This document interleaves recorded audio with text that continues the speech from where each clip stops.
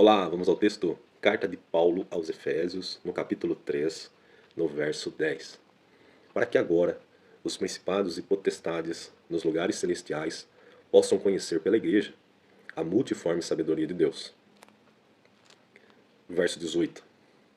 Possa ser capaz de compreender com todos os santos qual é a largura, o comprimento, a profundidade e a altura. Esse texto nos remete a uma passagem do livro do profeta Ezequiel, onde ele caminha dentro de um rio, onde a água está nos seus tornozelos, depois nos seus joelhos, no seu quadril, na direção dos seus ombros, e ele precisa mergulhar nesse rio. E imediatamente, ao mergulhar e sentir medo, ele é colocado às margens do rio.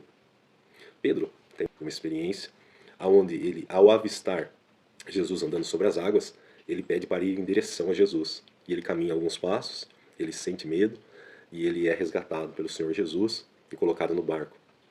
E hoje não é diferente.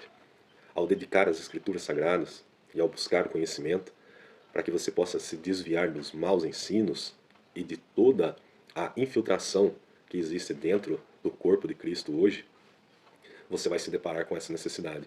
Os principados e potestades precisam conhecer a igreja através de mim, através de você. Quando nós pegamos em Efésios, no capítulo 4, pelo que diz, quando subiu ao alto, levou cativo o cativeiro e deu dons aos homens. Esses dons servem para a edificação do corpo de Cristo, a igreja. Quem faz parte da igreja? Todo aquele que professa que Jesus Cristo é seu único e suficiente Salvador. Isto diz respeito a mim e diz respeito a você. Então vamos em 1 Coríntios, no capítulo 12, a partir do verso 4. Ora, a diversidade de dons, mas o Espírito é o mesmo.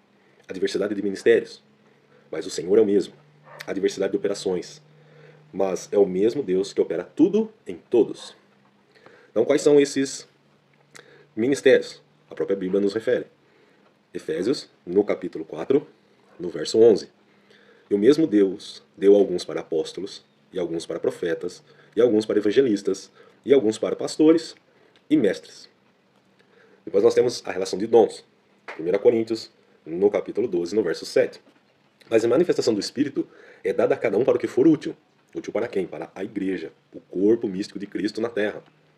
Porque a um, pelo Espírito, é dada a palavra de sabedoria, a outro, pelo mesmo Espírito, a palavra da ciência, a outro, pelo mesmo Espírito, a fé, a outro, pelo mesmo Espírito, os dons de curar, a outro, a operação de maravilhas, a outro, a profecia, a outro, o dom de discernir os espíritos, a outro, a variedade de línguas, a outro, a interpretação das línguas.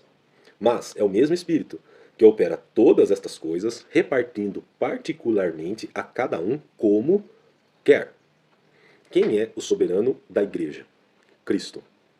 Ele reparte a cada um que faz parte do seu corpo místico na terra, até que tenha à sua volta os dons da forma como quer. Nós, como filhos de Deus, temos direito a este cardápio de dons, como eu gosto de dizer, que está à nossa disposição. E eu e você, como cristão, precisamos nos dedicar ao Senhor e desfrutar destes dons no nosso dia a dia. Essa experiência particular você consegue através do local secreto. Entra no teu quarto, fecha a porta, ore ao teu Deus em segredo. E publicamente Ele te recompensará. Se nós não fizermos isso, tem um outro texto que nós gostamos bastante de refletir, que diz respeito à parábola dos talentos. Um recebeu um talento, sentiu que aquilo era de um senhor e escondeu o talento. Outros, porém, com 2 talentos, granjearam mais 2. Com 5 talentos, granjearam mais 5. Quando o Senhor retornou, ele fez a prestação de contas. Aonde está o talento que eu te entreguei? Nós temos a necessidade, em primeiro lugar, identificar que temos direito ao cardápio completo de dons, às outras operações ministeriais, como parte do corpo de Cristo. E a partir disso, granjear esse talento. Que haja em mim você essa busca constante.